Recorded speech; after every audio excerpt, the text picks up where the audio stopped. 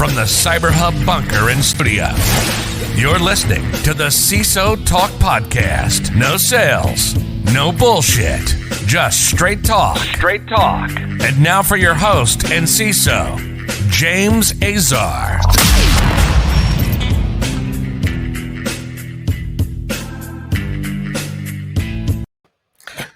Well, welcome to another episode of the CISO Talk podcast. I'm your host, James Azar. We have a great show coming your way today. Really excited about this one. So you guys are going to want to stay tuned to today's show. Before we get started on today's show, please make sure to comment, subscribe. If you're listening on your favorite podcast listening platform, subscribe, give us a 5-star rating that helps push us up in the ranking. We are now kicking the top 100 in technology in the US, and we want to keep skyrocketing those polls, folks, so help us out. Today's show is supported by our friends over at Know Before and Wistic. You've heard them before, but now you're hearing them one more time on today's show, so make sure to check out our great sponsors. And now, without further ado, our CISO guest for this week's episode, Jerich Beason. He's the CISO over at Epiq. Jerich, welcome to today's show. Thanks for having me. Excited to be here. I'm excited to have you here because you and I have had like a bunch of conversations, and I love LinkedIn because LinkedIn allows like everyone to connect with everyone, and you meet people who maybe otherwise you'd never know they existed. Right? Like Absolutely. Like my goal on this podcast is to highlight the many voices of CISOs who aren't really heard because they don't work for a big logo name company, right? And that's kind of like the point of this show is we're beyond just the we're beyond the brand, right? We're at the person. And CISOs have a very, very difficult job. Absolutely. There's only 500 companies in the Fortune 500, right? And there's, hundreds of thousands of other companies out there. There's millions of companies globally, millions of companies. Yep. Right?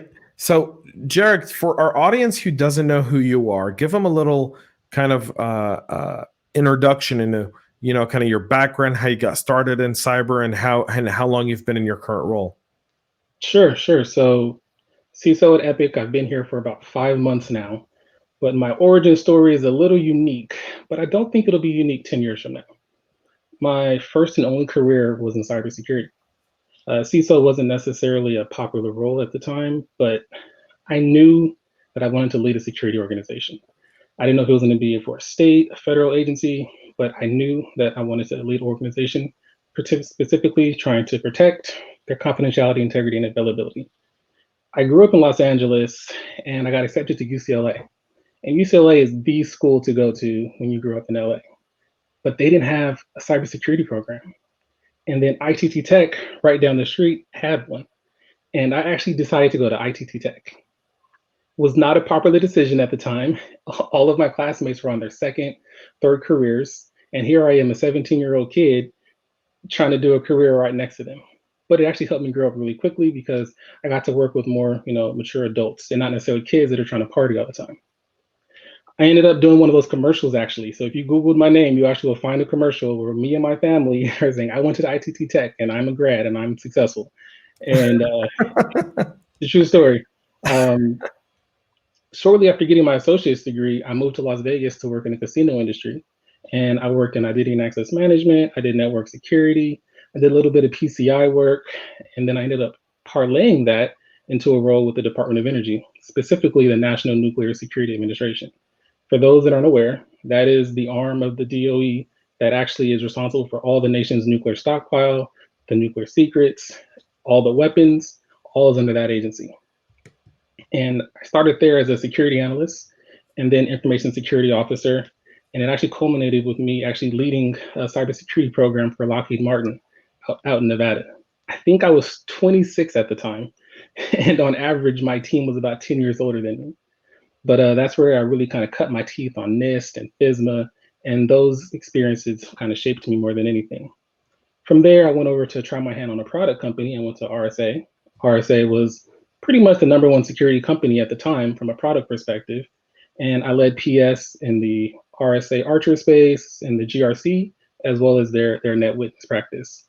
helping organizations build and transform their SOCs. I got word that at some point in time, RSA, part of EMC, was getting ready to get sold to Dell. So I ended up making a move over to Deloitte. And at Deloitte, I did pretty much everything. I got my real first exposure to the C-level organization and all the C-suite. My past at RSA, I worked with the SOC leaders, I worked with identity leaders, GRC leaders, but never really with the CISO, the COOs, the CFOs, and so forth. And in the Big Four, you start at that level. You don't necessarily work your way up, you work your way down. It's strategy first. There, I got firsthand experience on what it's like to be a leader. I ended up doing some outsourcing, and I outsourced one of my clients' security programs, and she ended up going and being a CISO at another place, and she asked me to come with her. She said, hey, can you come and build my strategy and architecture function? I'm looking for someone with your acumen and your skill set and your background.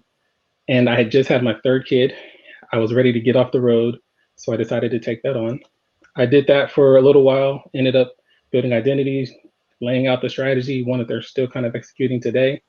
And it was my first foray into a Fortune 500 company in that level of responsibility. Well, they got ready to offer me the CISO position, and then Epiq called me. And Epiq said, hey, we want to start from the ground up.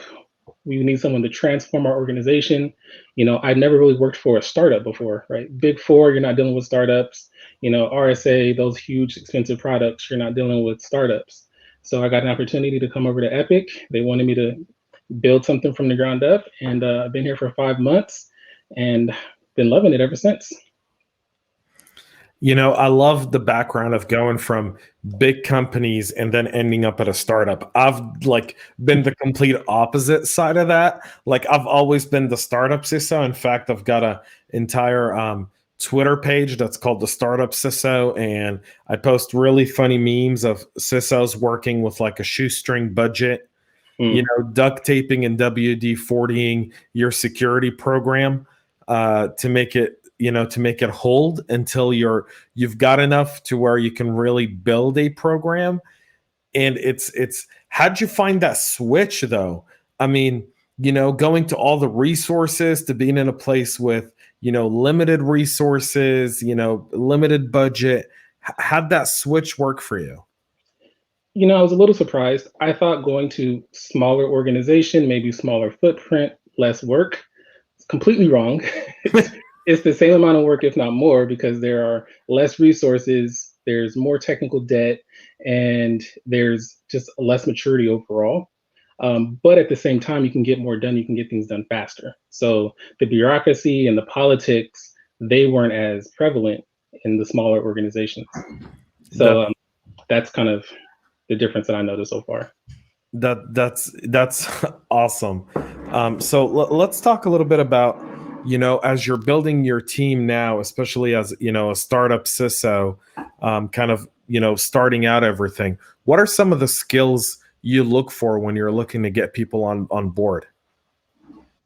Well, I like to start off by honing in on the soft skills. And then I look for passion. I look for curiosity. And I look for just overall intellectual capacity. Depending on the role, I also look for their approach to problem solving. Right, and if I double click on the soft skills, I can teach someone anything technical. I can send them off to training. We can actually get that into you as long as you have the capacity to learn. But I can't make someone that's unlikable likable. It's just hard to do. You can get them the training. You can teach them some things on how to communicate written and verbal. But ultimately, someone that just is, a downer and a counselor on the team, they're just hard to work with. And the last thing I need is for someone to be avoiding my organization because of a single personality. So I really focus on soft skills.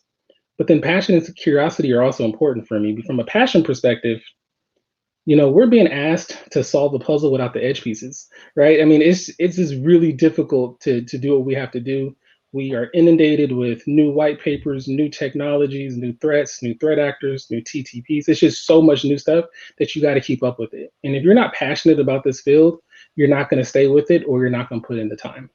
So I really want to see someone that's passionate, and that passion often leads to levels of curiosity. And then lastly, problem solving, right? it's hard to tell in an interview how well someone solves problems. So I more so look for their approach to solving problems.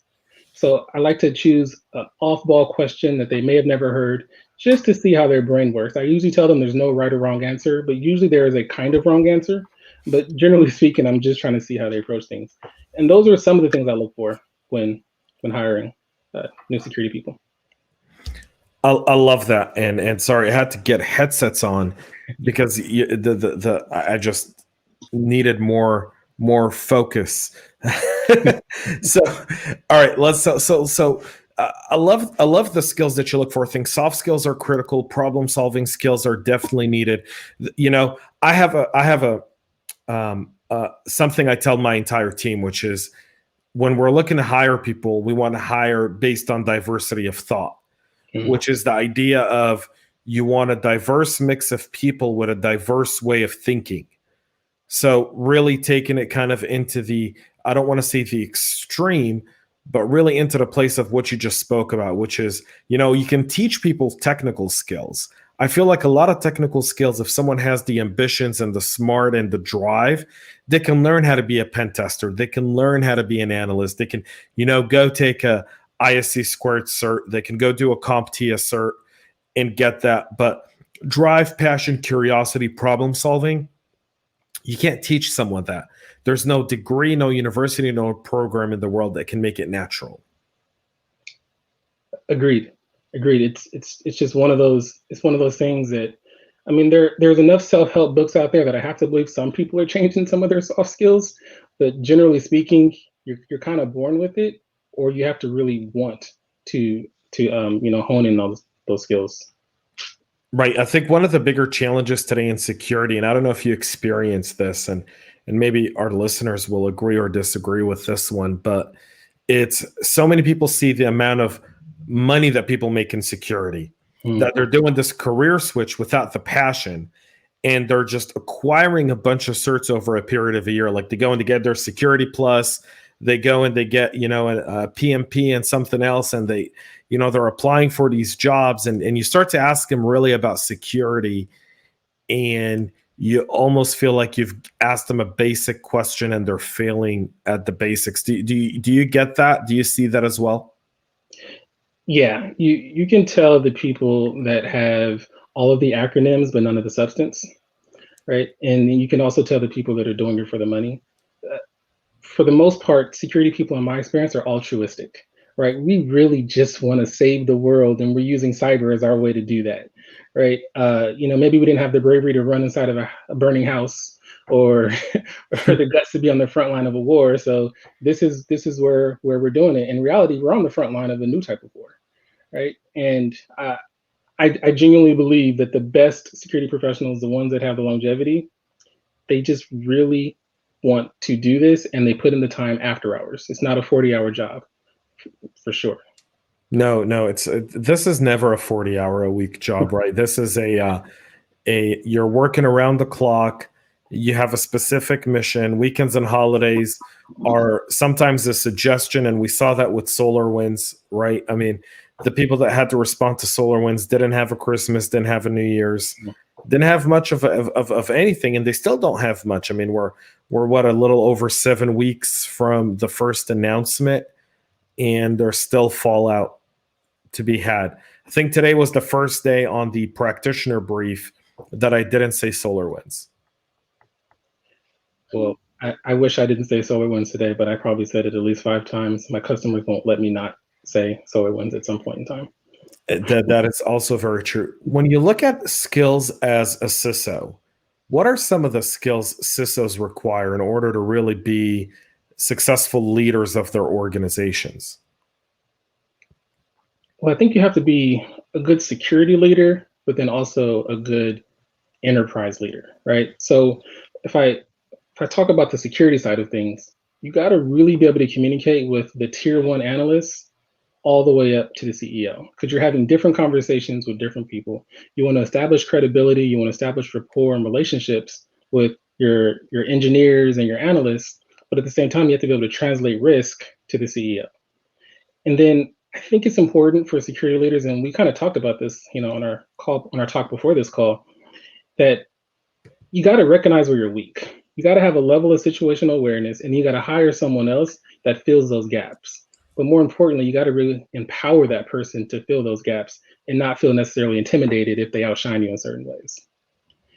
Yeah, I completely agree that most skills there are CISOs require a lot more soft skills and emotional intelligence in order to be effective across their organization. Absolutely, and you can't always use FUD to get your way, right? I hear all the time that security leaders are pessimists. We've got to question everything, and we got to think that the worst thing is happening. And I'm not saying that's not necessarily the case, but I'm more of an optimist, right? I'm not saying we shouldn't assume breach. I'm not saying that zero trust isn't the way to go and all of that. But I am saying you have to believe that we're going to win the war even if we lose a few battles, right? I didn't get into this profession as a kamikaze mission. In my heart of hearts, I truly believe that the good guys will prevail. And you got to believe that. I completely agree. There's a necessity for good guys to prevail.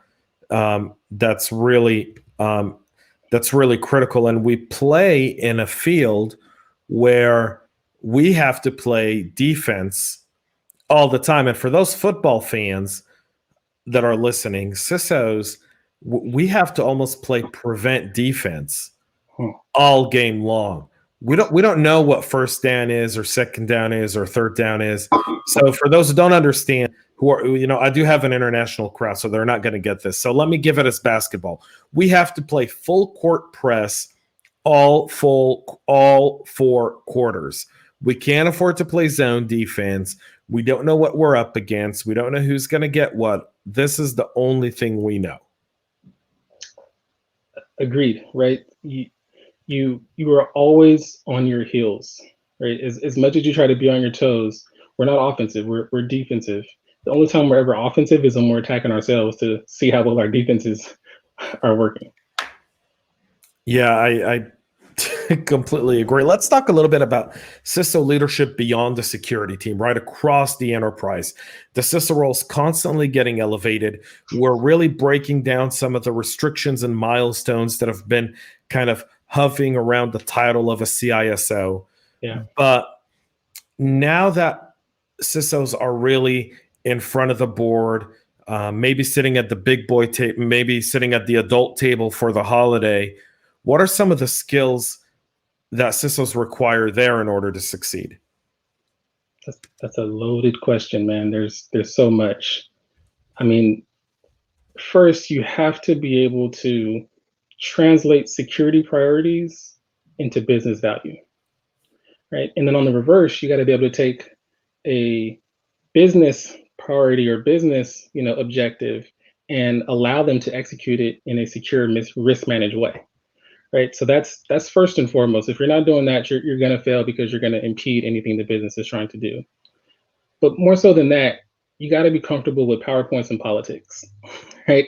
I always say that anyone that's worked with me knows the value I place on presentations and PowerPoints because, like it or not, executives speak in PowerPoint charts and graphs, and you got to speak their language if you want them to hear you, right? And then we have all these ideas about what we want to do to protect the place, but we got to be able to inspire a shared vision, right? It's not enough to have a vision if you don't have the buy-in for that vision.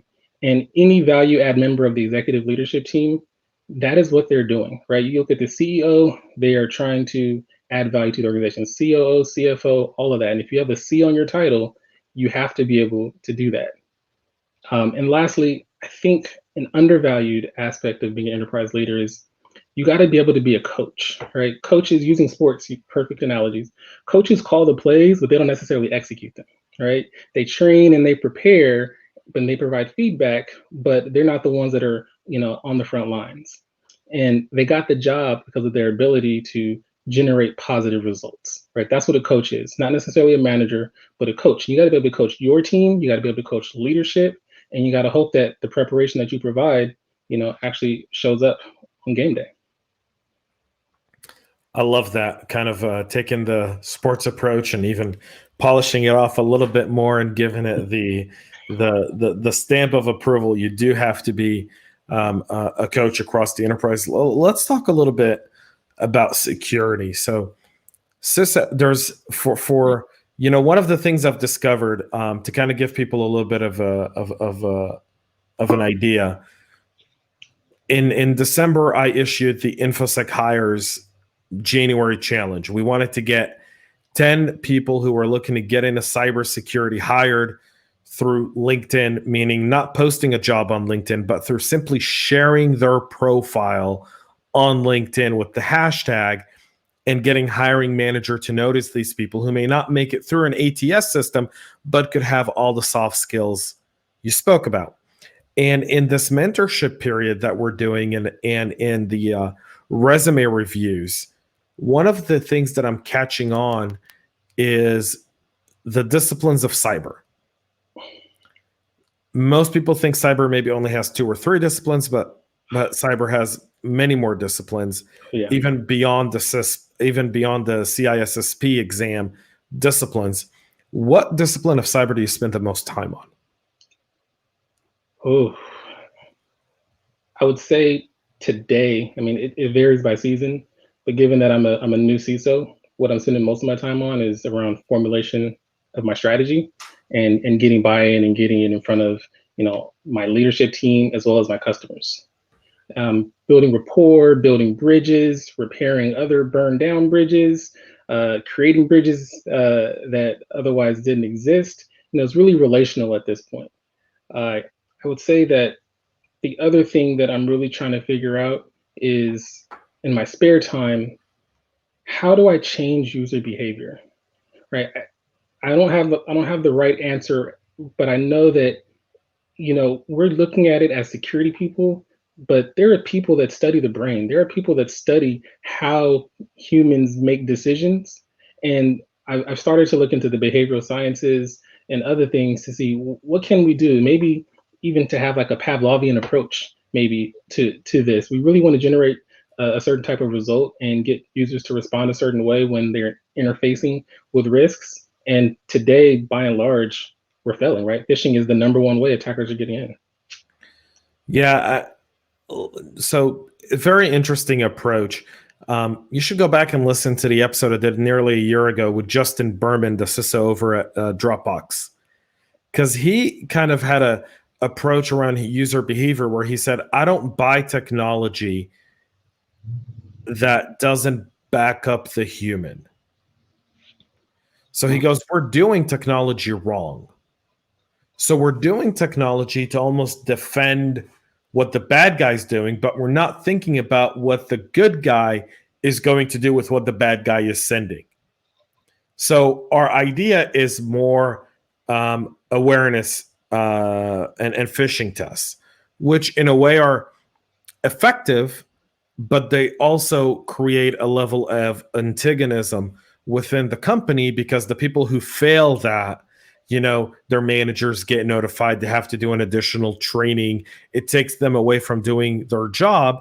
And not to say that security isn't that, right? But I think one thing I did is I wanted to do a day in the shoes of someone else in the company.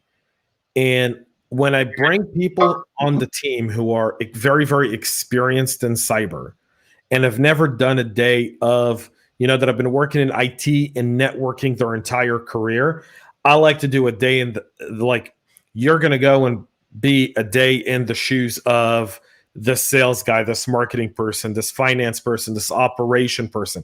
You're doing their job. Yeah. I love that, right? Usability, user experience, it has to be top of mind. Because if you get in their way, they're going to find a way around whatever you put in. Right. I mean, so speeding, right? We have speed limit laws, right? And before, when you and I were young and we drove 2-door fast cars, we had radar detectors that would let us know when a police officer was ahead of us, right? Right. And that police officer and then we would slow down, and then we would speed back up, slow back down, speed back up. And now we do that with Waze, right? Like the GPS app on your phone, right? You know that there's a cop ahead of you. You slow down. It lets you know, police officer ahead. We find work-throughs to laws through policies And I find the most effective policy that we ought to do is really understanding the human side. And I love how you bring that up, because I think I don't want to say that's overlooked, because a lot of CISOs, I think, feel the same thing you do, which is, how do I address the human element, which is the most critical aspect of it? But we can't address it by just more training and more tools. Right. We have to really kind of customize our approach to the people. And a day in the shoes of, and it's funny, I did that with one of our architects, and lifelong architect, the guy's never done anything but that. And I sent him to marketing, and I had him do a day in the shoes of our marketing director. And the next morning we're grabbing a cup of coffee together, and he's overwhelmed. And he goes, I didn't think of this, but you know that they use like all these different SaaS products, and they're importing and exporting data. They export a lot of data into Excels to do all these different things. And I'm like, okay. And he goes, we never thought about this. Yeah. When I was in consulting, oil and gas was an area that I consulted in. I had no idea how they got oil out the ground, right? No idea. All I know is there was a drill, and maybe some oil came out into, a barrel, right? You talk about barrels. That's all I knew.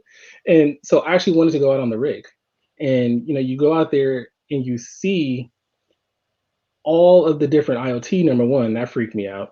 But besides that, you see all the individual steps, and then you see how you're hindering those steps. They're trying to do something that they're getting paid by the minute to do, and they're having to put in a second factor of authentication, right? What is the risk for that, right? And because we said 2FA everywhere, at the time that made sense, right? So it's important to see what the users are going through, what they're doing. You're going to identify new risk, and then you're going to identify where you've kind of overcompensated and added more controls than necessary. So it's definitely important to kind of walk the halls. So you've been in your role for 5 months, and you're kind of bringing up the whole thing of strategy. What do you think the average time it is for a CISO in a new role to kind of establish a strategy before they're ready to really implement it and really get on the way of doing security? I got to give you the "it depends" answer. Okay. And that's fine. So it depends on a few different things, right? Are you a new CISO? Or are you replacing an existing CISO? Are you in an organization that is consolidated just in the US, or are they all over the world, right? There's just so many different components that you have to consider. But as a new CISO, you're going to spend a good 2 months just helping people understand what a CISO is, right? I'm not a security manager. I'm not a director of security. I am a C-level. I am a peer, and my goal is to add value to the business. And my way of doing that is through securing the business and securing, revenue that's already out there. So that's the first thing. And then the second thing is, it depends on why you were brought on, right? If you were brought on because of a breach, you're probably going to come up with a security strategy a lot faster, because it's going to be stop the bleeding, get the basics in place, and then we can figure out, phase 2 and phase 3 of that strategy.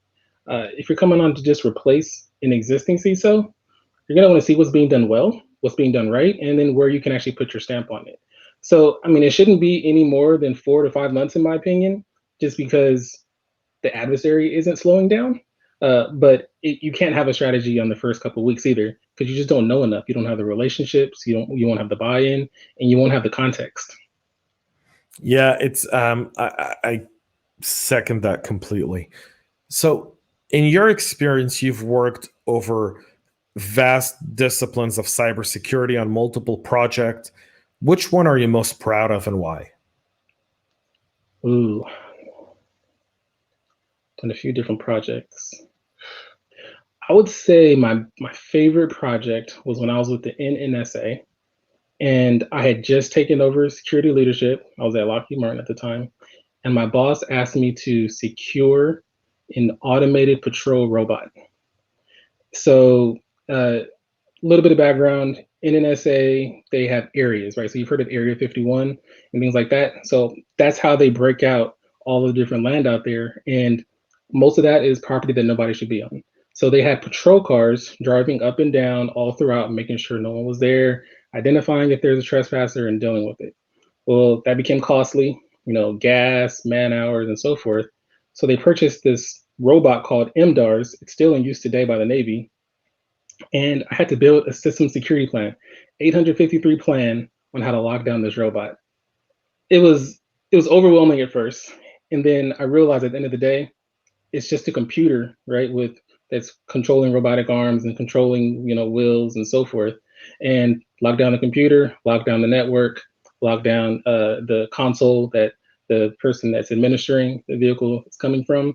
And that was really fun because I got to say I secured a robot. Not many people can say that. That's awesome. I've never heard of anyone securing a robot before. So I love that. That's a first on the show. That's awesome. Securing robots, that's securing something that's autonomous, which is kind of the next stage up, right? It's a very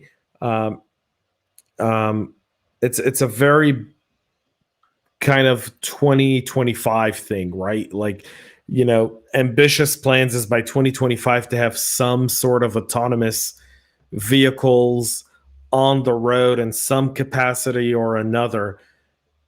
Talk a little bit about, after doing that experiment with the robot, kind of your personal opinion. How difficult is it going to be to really secure an autonomous vehicle infrastructure in an autonomous vehicle?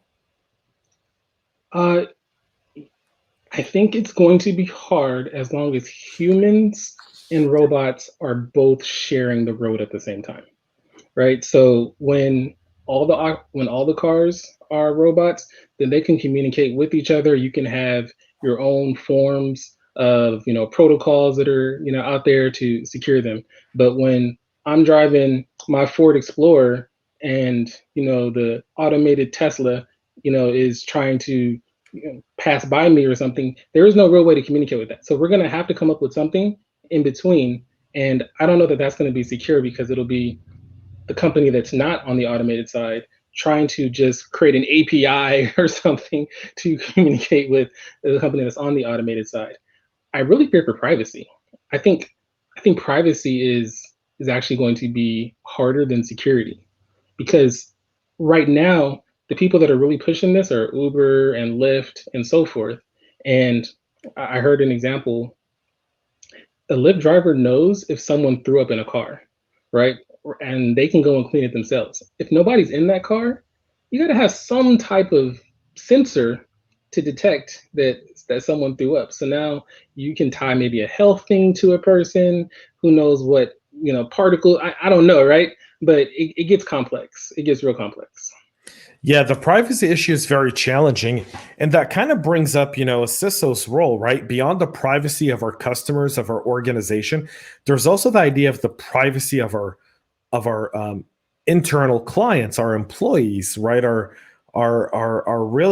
soldiers, our ground forces, the people who really, make a company work. And in a lot of, I'm hearing a lot of talk around biometrics, or a lot of talk around, using humans as a way to authenticate themselves. And that kind of raises a little bit more of a security concern from that perspective, from a CISO perspective. How do you address that? Well, I guess the first thing is, biometrics are by and large accepted. It's invasive biometrics that are not, right? So if I ask for a thumbprint, people do it with their phone all the time. People would be happy to use their thumbprint as a second factor of authentication in the future. But if I say, give me, a drop of saliva or a drop of blood, game over, right? So I don't see us going to invasive biometric techniques, at least unless it's voluntary.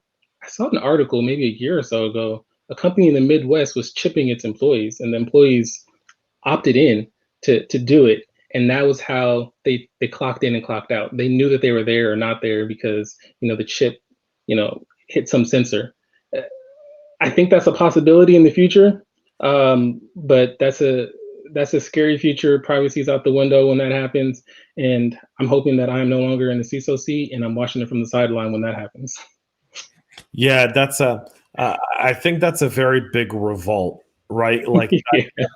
for a lot of us, of a company putting a chip to clock me in and out is not only invasive, I think it's borderline illegal. I Today. know, yeah, today. But I also think for the next 20 to 30 years, I don't see the generation that's coming up. I'm not talking about Gen Z.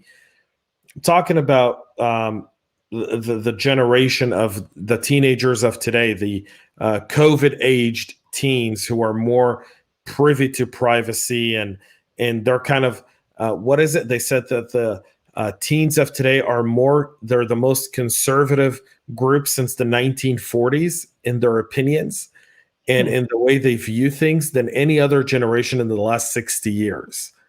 Really? So I saw this survey like 2 months ago where they were talking to teens around the idea that, TikTok takes all their information, and they're like, well, if it's storing me dancing in my house, I don't really care. But if it does something else, it really ticks me off. Mm. Right. And so that's a very interesting kind of thing, because I think we've reached a kind of like Gen Z was the end of the I'll compromise for digital convenience. Yeah, I see a pendulum swinging on that. When there's a terrorist attack, people say, why didn't you know? Why weren't you in all their phone conversations? Why weren't you tapping every single form of communication? But then when that type of thing doesn't occur after a while and something pops up with, any major company on the West Coast, why are they listening to this? Why are they doing that? Right. So I think the pendulum's going to keep swinging back and forth. And we had to adjust for millennials, right? When they came in, me and my wife had this conversation the other day. She did not believe that emojis would ever be allowed in any type of business communication. And now people are doing smiley faces and off running and thumbs up and you name it, right? And we adjusted, and now you see high-ranking people doing the same thing. We'll adjust. I don't know what the adjustment will be, but you got to keep the workforce happy. Yeah, there's that concept of the adoption of humans, and that kind of goes back to what you said early on, right? How do I get the user to be more aware of cyber?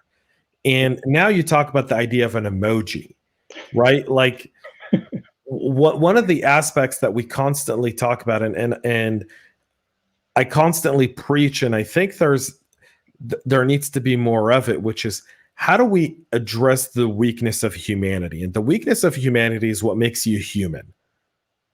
Trust. Absolutely. The willingness to want to do good. And our adversaries, they know that.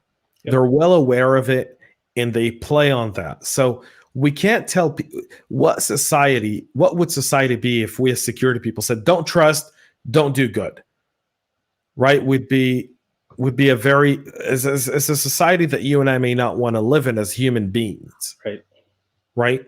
So how do we adjust technology to where it still allows people to trust and do good while protecting them? And I don't know that we'll have an answer for it right now, right? But I think that's the challenge that's facing the next entrepreneur, the next CISO who's thinking of, how do I solve the problem that I'm having, that I know every single one of my peers is experiencing as well, which is the human weakness in dealing with this stuff. And there's no easy solution. There's no piece of technology that's going to fix it immediately. There's going to be a multi-layered approach. I'm a big fan of defense in depth. Mm-hmm. And so how do we do defense in depth in a way where we can allow the person to be all the things that make them human, but treat technology in a way where we filter it multiple times without slowing it down? Yeah, I see a lot of ways to address this and use defense in depth, and I'm going to use that analogy and kind of put a spin on it. I think that we have to start early on, right? I mean, we have to embed these things into kids in elementary and middle school. But you kind of made a good point. The current generation of teens, they're fully aware of the threats that are out there. They're fully aware of their privacy. So we may just be waiting for the next generation to come in secure, right? That they don't require conditioning. But until then, we can get our phishing click rate down to 1%, which is pretty much unheard of. But depending on the size of your organization, that's still one too many, right? You rarely hear this breach occurred because 10 people clicked on a phish. We usually say this breach occurred because somebody clicked on a phish. One right? person. So you have to make sure that your technology is going to identify the anomalies. And that's where some of the newer technologies, I won't use the buzzwords that are out there, but the newer technologies that allow you to see patterns and changes in patterns. And that's what you have to do. The technology has to supplement the user. I view the training as just decreasing the attack surface and decreasing the volume of work that my SOC has to deal with. I don't think that the training is going to stop everything. I love that. You just brought up an excellent point, and in my head, I was thinking of the mesh up. Here we go. Here's the idea for the new startup. If someone steals this idea from the show, I will sue you. I claim copyrights. Me too. Human and network behavior analytics to identify anomalies that impact a specific user. So understanding how users behave and human behavior analytics, understanding how the network typically performs, and then recognizing anomalies within that to identify someone clicking a phishing link that takes them to a fake website that's credential stuffing their credentials. Yeah, I think that's the promise of UEBA. It just, user entity behavior analytics, right? It looks at user normal patterns, entity normal behavior patterns, and then you can kind of correlate all of that together. I don't think that's necessarily how it's come to fruition, but that is the ultimate goal. Just like when SIMS first came out, they said they were going to correlate everything and they didn't, right? I think UEBA is starting down that path. But we really need to get to true machine learning and true AI, and not this, Well, we have true machine learning. The problem we have with machine learning today is people don't understand the computing power in machine learning. Mm-hmm. We don't have a lot of true AI in security. I think there's only maybe less than a handful of companies that are deploying true AI. I'm not talking about buzzword marketing AI. Exactly. I'm talking about true AI technology. I think it's less than a handful. I'll gladly debate anyone on that because I've literally been on sales calls with vendors who will remain unnamed, who'll go true AI, and I start to ask them AI questions, and their engineers start looking at me like, well, not. And I'm like, so you're doing machine learning? Same. Or you're doing database lookups. Yeah. Yeah. I always ask them, like, so how are you clustering? What are you using to cluster? What's your rationale? What algorithms are you using? If you don't have a good answer for both of those, you're not doing AI. Right. You're just harvesting data. That's all you're doing, right? And people need to understand machine learning is something that's been around for years. I think over a decade, right? That it's been around. I think the first advanced Mac already had some level of machine learning into it to kind of build it into the users, because the way the icons would organize would be by how the users interacted with the icons and where they clicked most. I remember reading that in one of the books about Apple. I forgot which book it was. It was over like 6-7 years ago. So I apologize that I forgot. But they were talking about how they were using machine learning to customize and get people to really enjoy their Apple experience more than Microsoft. It makes sense. It's a very simple application, but right, makes sense. But we can do the same. I mean, really for security, if we have effective machine learning, we're okay. We're better than we were before, because effective machine learning is really going to help us build behavior analytics that allow our SOC to really have more information. At the end of the day, you're trying to get more information in your investigation of an alert that shows up in your SOC in order to understand if you're dealing with a false positive or you're dealing with God forbid, a real incident, or if you're dealing with just a bunch of false alerts that just mean nothing, right? And so at the end of the day, that's what we need. We need effective machine learning. Absolutely. And what I realize is COVID-19, in some ways, people won't agree with this, has made security a little easier. your users are stationary, right? They're coming from the same IP address pretty much every day. You don't have people traveling all over the place. You don't have diversity of how they're doing things. So while people are kind of confined in their own place, that machine learning algorithm that runs can truly get a profile that's not going to have multiple deviations. That's such a great point. I'll agree with you there. And if someone disagrees, I dare them to come back and debate us on this, because you're right. It's also made what I think used to be the biggest challenge for us, right? Which is the BYOD policies, right? Now that people are working from home, one of the things we did is we created an inventory of all home routers that are being used.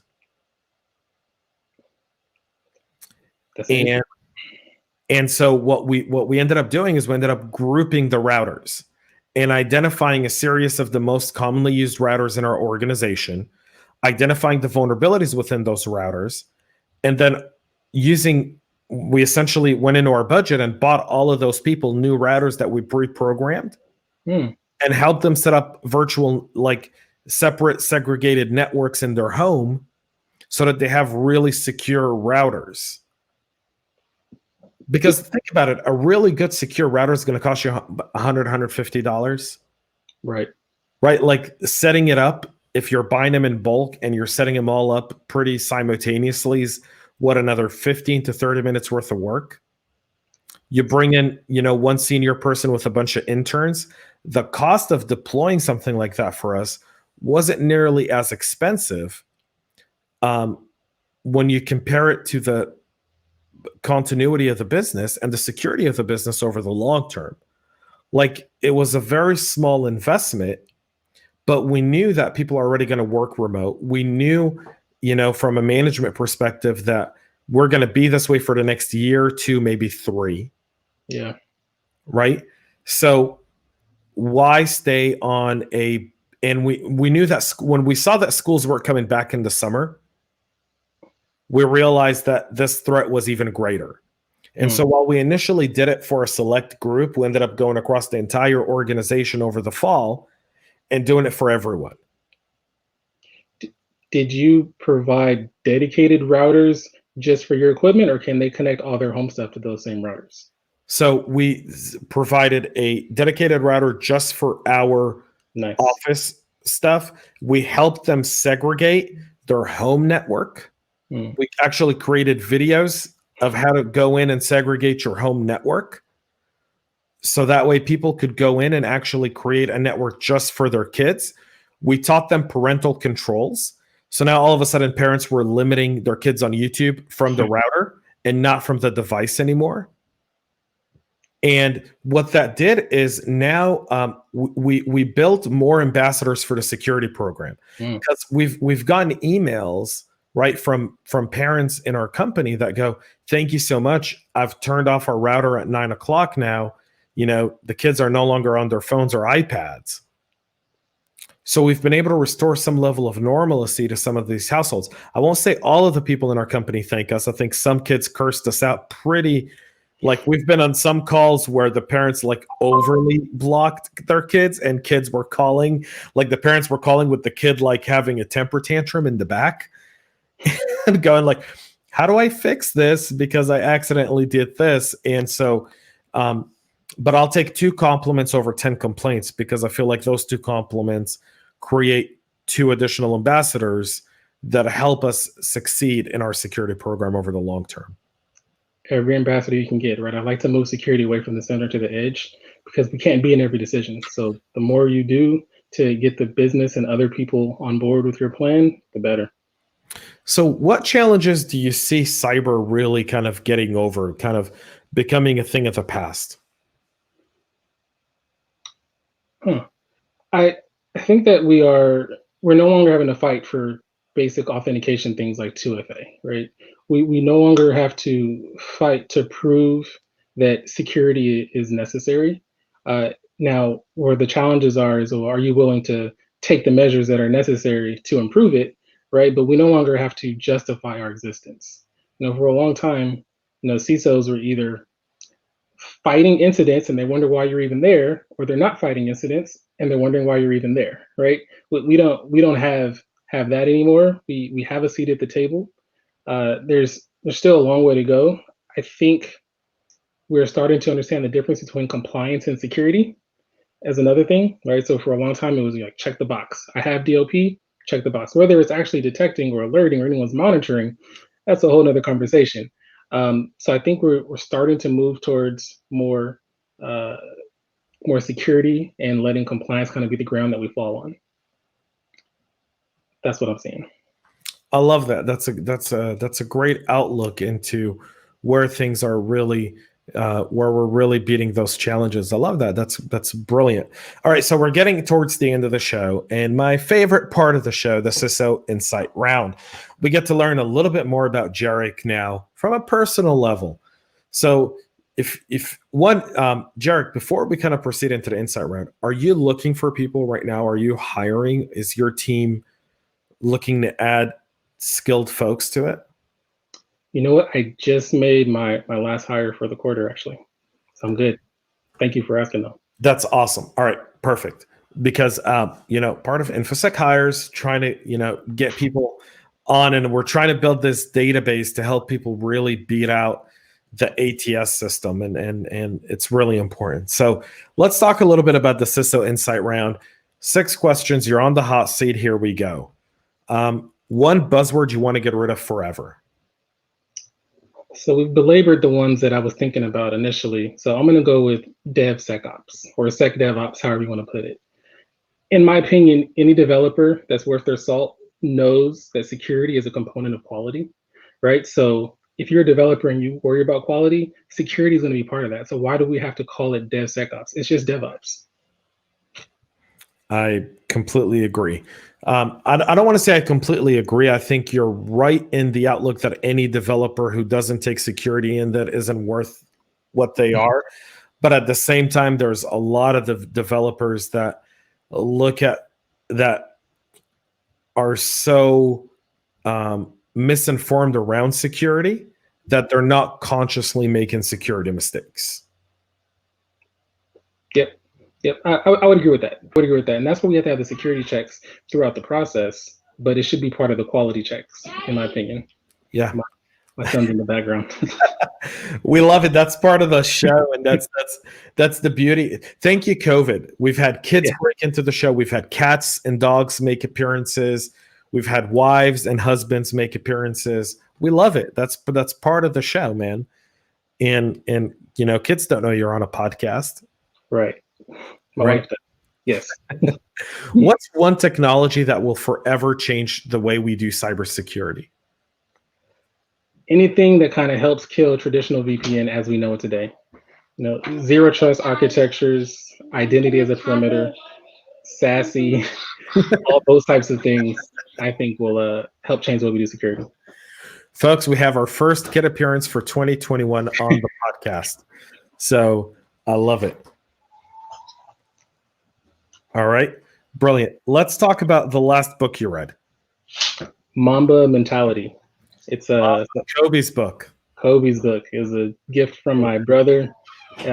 Powerful read about just having complete, utter dedication to your craft. I absolutely loved that book. I think every person should read that book. Yes. If you want to be a master of your craft, I don't want to hear anyone. If you don't like what I'm about to say, turn off the podcast. It's MJ, Kobe, Tim Duncan, AI, LeBron. For this generation. I think for this, I'm not going to go to Larry Bird and Magic and Wilt and Kareem. For a lot of our listeners, that's going to be like way over the head. But I think for when we look at Michael Jordan thereafter. Yep. Agree with that list completely. I think Kevin Durant's getting close, but still that list I think is our first. Kevin Durant played on super teams. He did. So did Jordan, but we can have that conversation later. Yes, that is also very true. But no one had the work ethic that Kobe Bryant had. Absolutely. No one had, and very few people will have it. I think Leonard, what's his name? Why? Kawhi Leonard. He might be as close to that work attitude.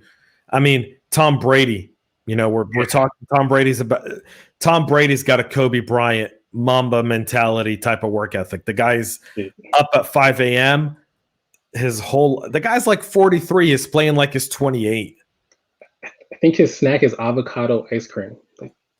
Like he is dedicated for sure. Yeah. What's the last movie you saw? Soul on Disney Plus. It's a introspective look on. It's really not a movie you would think would be on Disney, but it's an introspective look on what really matters most to us. I think they're trying to really get to the heart of kids on that one. Awesome. Your favorite music to listen to while you're working? While I'm working, smooth jazz. If something has lyrics, I can't write words and hear words at the same time. So smooth jazz is really the type of music that keeps me calm and mellow in the stresses of the day. What's one thing you've learned from the SolarWinds debacle so far? Oh, that's a great question. One thing I learned is how undervalued outbound filtering is. I think we think about all the things, but if you had the right outbound filtering or you blocked outbound traffic, you likely would have saw that first beacon because it would have been abnormal. So outbound filtering. And I guess a quick second is not to crucify the first company that comes out, that says, hey, we just got breached. Like, people stood behind FireEye more than I've seen any other breach in the past. And it turned out to be for good reason. They were the ones that let us know. They weren't the ones that, were kind of caught with their pants down. Well, I don't think SolarWinds was caught with their pants down either. True. Right? For the sake for the sake of full disclosure, this was an extremely sophisticated attack done by multiple threat actors over a period of time that was very extensive, where they studied every move before they made it. They then tested the move to see if someone would pick it up, and then they deployed something to see if it worked. All of the above. I don't think I've heard actually how they got in. There's a lot of speculation, but I don't know how they got in. I know once they got in, it was very sophisticated. So I've seen multiple stuff. I've seen multiple different things to it. I've been told that it was someone like essentially sold credentials online, and it just so happened that they were able to get in through that, is my understanding. Wow. I've heard some people say it was a phishing email, that they phished someone at SolarWinds.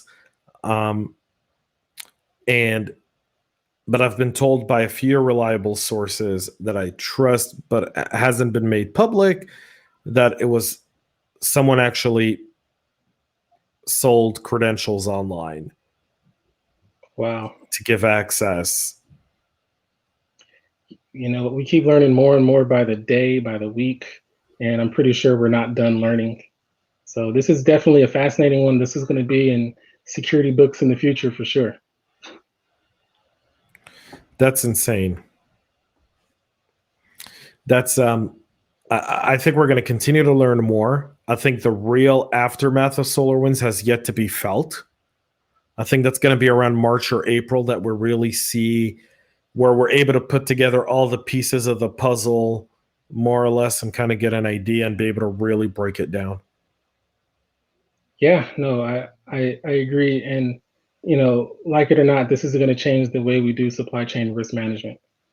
I'm not sure what it's going to be, but we're going to have to come up with a way to do a level of continuous monitoring that's not, a point in time questionnaire. Yeah, it's it's going to be very interesting to deal with the software supply chain management issue. In fact, I'm doing a webinar on it on February 23rd. So we're going to be doing our first webinar at the CyberHub podcast, talking about software supply chain management. I think that's February 23rd at 1 p.m. Eastern time. You'll find more information on our website at cyberhubpodcast.com. But I'll send you an invite, Jerich, if you and your team want to attend it. We'll have, I believe, someone from Airbnb on. Airbnb manages over 1,000 software vendors. Yeah, send that over to me. I'd be happy to partake. Yeah, it's gonna be a really, really cool kind of what happens in Vegas stays in Vegas type of webinar. So you'll definitely want to tune into that one. It's we're kind of trying to kind of dig into what are practical steps that people can take when it comes to software supply chain management, because that's a real challenge. What do you ask for? What's in your purview? Right. And I think that's also a big one. Like what's in your purview of asking someone to get access to their software? I think that there's a lot of questions there, and I don't know that we'll have the answers on the 23rd of Feb, but we'll try. Our industry is always changing, and there's constant new innovation. There will definitely be some innovation in the space. Looking forward to seeing what it is. Me too. Jerich, thank you so much for coming on the show. I really appreciate you partaking your wisdom and your experience and your story with me and the audience. I'm grateful, and I wish you continued success and luck in your role at Epiq. And I can't wait to see what's next for you, man. Pretty sure you're going to dominate this place. Thanks, man. I appreciate it. Thanks for having me. My pleasure. Folks, Jerich Beason, CISO over at Epiq. You can connect with him. His LinkedIn profile bio is below here in the description of the podcast. If you're going to try to sell him something, Jerich has a straight no buzzword policy in your approach. I'm pretty assuming that, right? No buzzwords? No buzzwords. Yeah. That's that, folks. We'll be back next week with another episode. Tonight, Wednesday, 7 p.m. Eastern Standard Time, the Tech Town Square with Eddie and myself is live. We're going to be talking about China on this week's Tech Town Square. Everything you need to know about China and what it means to technology and cybersecurity folks and national security folks and geopolitical and kind of China's footprint. So join us with your questions. That's going to be live Monday through Thursday. I'm live 9 a.m. Eastern Standard Time with the CyberHub podcast for the practitioner brief.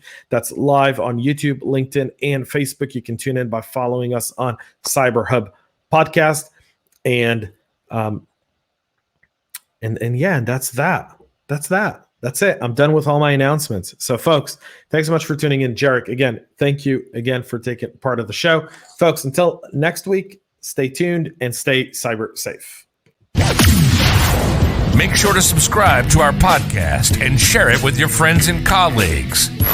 And get all the latest information at cyberhubpodcast.com.